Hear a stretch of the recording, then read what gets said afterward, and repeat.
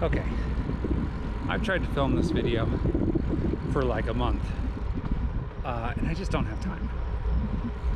So I'm doing it while I'm on a ride with my buddy Daisy. So Daisy and I have a question. It's about gearing, specifically front chain rings, and how small you should go. So here's my super quick background. New cyclist, been cycling just over a year, was a super fat kid, lost 60 pounds. Now I'm just a regular fat kid, but I'm still a big boy. And love cycling, not very good at it.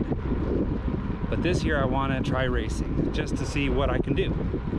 So I signed up for 3 races, back to back. And when I say back to back, I mean 7 days apart, basically. My very first race is in Utah. It's 100 miles. It's got just over 13,000 feet of elevation gain. And I think I'm crazy for signing up for it. So I've got a gravel bike, and it came with a 40-tooth chainring and a 42 cassette in the back. Again, I'm a big boy. I'm not that fit, and I found that on the hills I was really struggling. So I changed to a 34, and it helped a ton. When I was trying to decide what size chainring to go down to so that I could have better gearing for the hills, I remembered a podcast that I had been listening to. They were talking about the Leadville 100 mountain bike race, and they recommended, if you weren't trying to kill it and like win, that on a mountain bike they recommended a 28-tooth chainring because it would make it so much easier on you. So I asked the people on the podcast, I asked my local bike shop, I asked another bike shop, and I said, so I've got a race where, just what I said, 100 miles, 13,000 feet of climbing, should I put a 28-tooth chainring on my bike? And the answer was a resounding no, that I would lose too much top end speed. And it didn't sit right with me,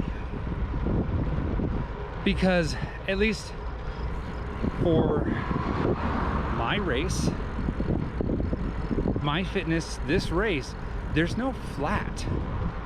It's either up or down. In fact, the beginning of the race is an 11.5 mile climb that you climb 3,500 feet. I'm a little scared of that. And my thinking is that I'm not going to be going at top speed. If I'm going downhill, I'm going to be coasting. So why would it make a difference if on this race, I'm not saying if it was a flat race, then that's different. But on this race, am I really gonna be at mile 60 and thinking, shucks, it's too easy to pedal? I don't think so. So I did a just under 50-mile gravel loop. Did it with a buddy.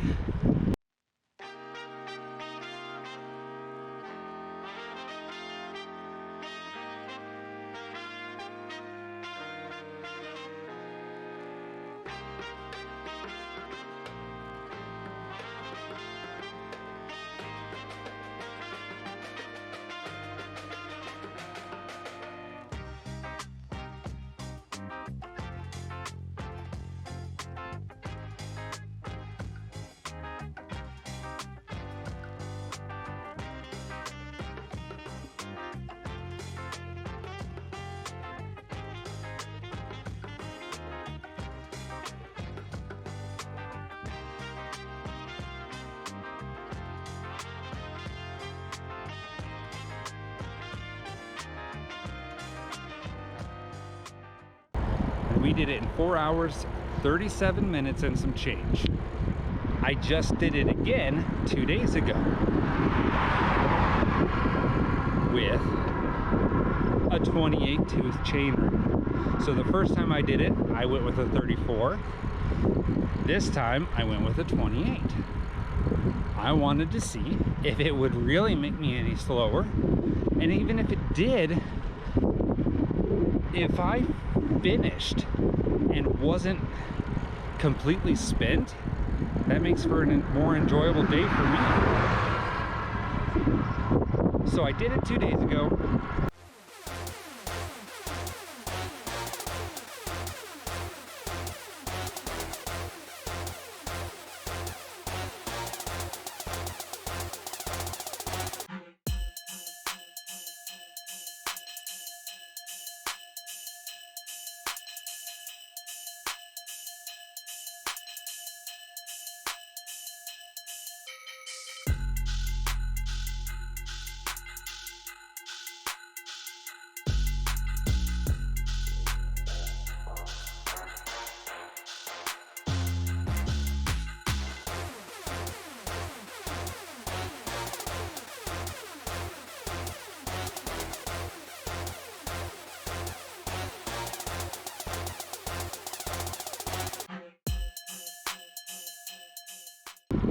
I did it faster. I did it alone this time, and I was worried that that alone would make me slower because the guy I rode with is much stronger than I am, and I'm usually trying to keep up with him and pushing myself. But I did it in 4 hours, 19 minutes and change. So when I looked at my stats, the first time, 4 hours, 37 minutes, my normalized power was 195. My TSS was 336, and my IF was 0.85. If I looked on Strava, it said that my training load was 300. So when I did it 2 days ago at 419, and I would have done faster, but I got stuck in the middle of a cattle drive and had a confrontation with a bull.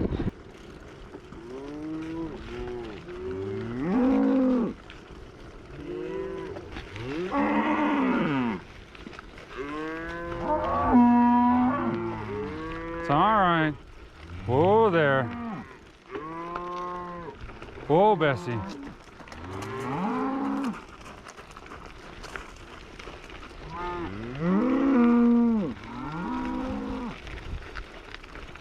It's okay. Whoa, Bessie.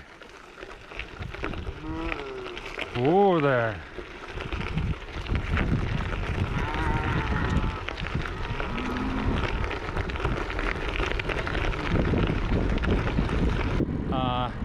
And I'll be honest, I was kind of scared.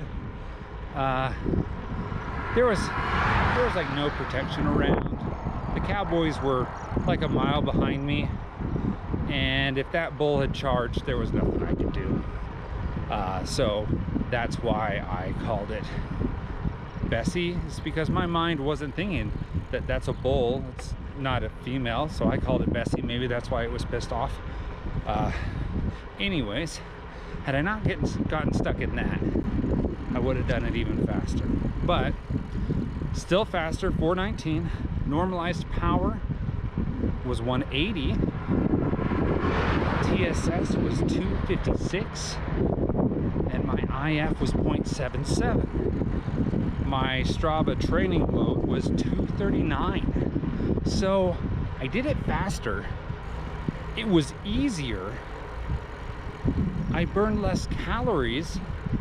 That was like a win-win for me. Like, I was so excited.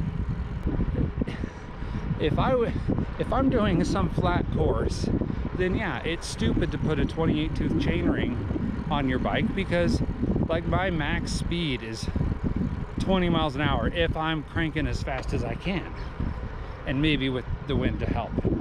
But in this instance, at least for me, because again, big boy, there's no flat. It's either up or down. And there's not going to be a point where I'm regretting putting on a 28 tooth front chainring. In fact, if I could, I considered getting an aftermarket part to allow my derailleur to be able to fit a 50 tooth cassette. So I could have even lower gearing, but that's like a $300 upgrade. And yeah, for bike upgrades, that's not like super bad, but a chainring is 70 bucks. 70 versus 300. I think I'll choose the 70, but if I could, I'd do both. For me, it worked. I don't know why people wouldn't recommend this. It makes it so much easier. I've tried it on local climbs, and I did it, and like the climbs were so much easier, the segments were so much easier, and I didn't necessarily PR them, but I was only seconds off, and I got to the top and I wasn't dying. I tried it on another climb that I had done. It took me like an hour and 18 minutes the first time. I put on the 28 tooth chainring, and it took me 55 minutes. So I guess if you're a new cyclist or an overweight cyclist or anything where you're not like crazy good, maybe even if you are crazy good, for a huge climbing race, 28 or as small as you can go, I think that's the way to do it. And my goal is to get done with these races and still want to ride my bike and not be to the point where I don't even want to look at my bike for 6 months. Small chain rings rock. That's what I've come to the conclusion. What do you think, Daisy? Yeah. Small chain ring all the way.